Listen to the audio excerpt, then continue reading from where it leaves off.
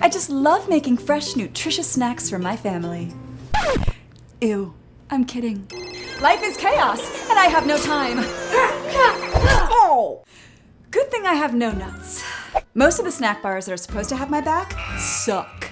They're either so bland that they taste like cardboard, Or so full of fat and sugar, I might as well give my kids cheesecake and uppers. What's an upper? Ask Uncle Bob. And every single one has nuts or dairy or something my daughter can't eat that month. But now there's... No nuts!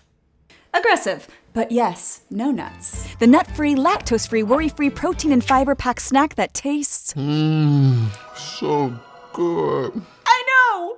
With mouth-watering flavors like chocolate chip, blueberry and vanilla, and caramel mocha. No Nuts bars are tasty enough to have for dessert and healthy enough to eat for breakfast.